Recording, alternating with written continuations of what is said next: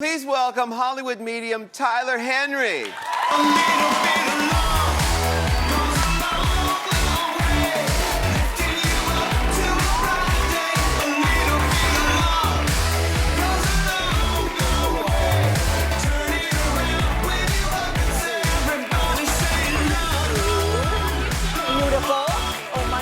Hello. How you doing? How you going? I'm just doing great. Y'all right, babes? All right, babes. Exactly. You're right. Yes. You're right, babes. I saw your clip on Stephen Colbert.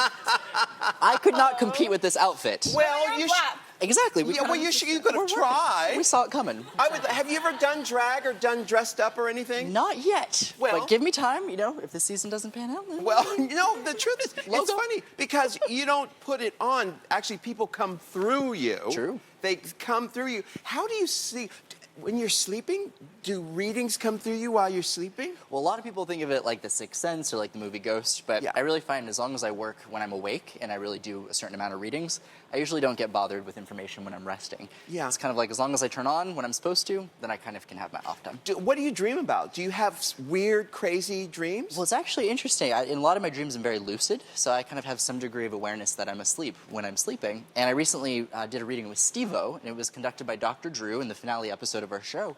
And he hooked my brain up to a neurofeedback machine and monitored it during a reading. And he actually found that when I would do these readings and start scribbling, part of my brain would go to sleep and then wake up and then go to sleep and wake up. And it basically did this back and forth.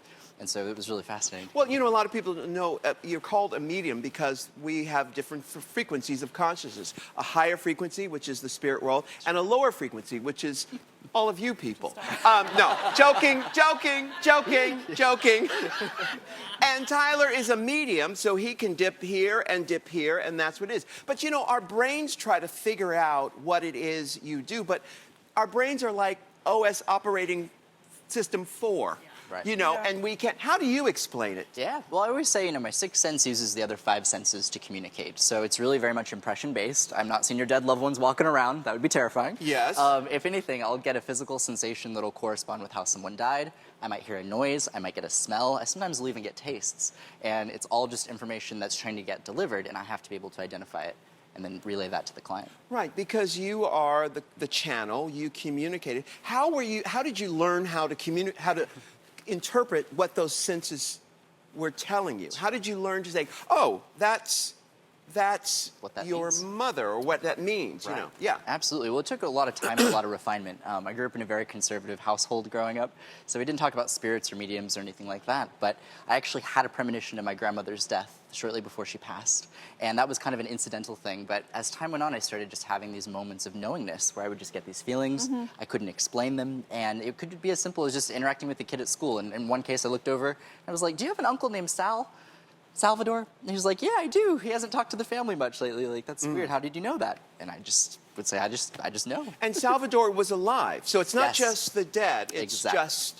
And do we all have that ability? I believe we all have an intuition, and even if you look at the word intuition, it means inner tuition, it means inner knowledge, and I think we all have the ability to connect to that part of ourselves, but I think an inherent part of that is being able to be present, to really connect to that intuition, and so many people are so distracted by the beeps and the buzzes of their phones and their schedules and what they have to do that it can kind of disjoint us and kind of take us out of that present, which is where you have to be to really connect. What's the number one thing we could do to get present in that way? Ooh, I think, if you look at a lot of why people are not present, a lot of it tends to be focused on the past. So, anxiety, regret, fear. And then you also think about the future. And oftentimes people are also thinking, fearful and afraid and overwhelmed. So you have anxiety, depression, those types of things. I think can very much take people out of that present moment. So they're just not present. Right. Most people are not present. For sure.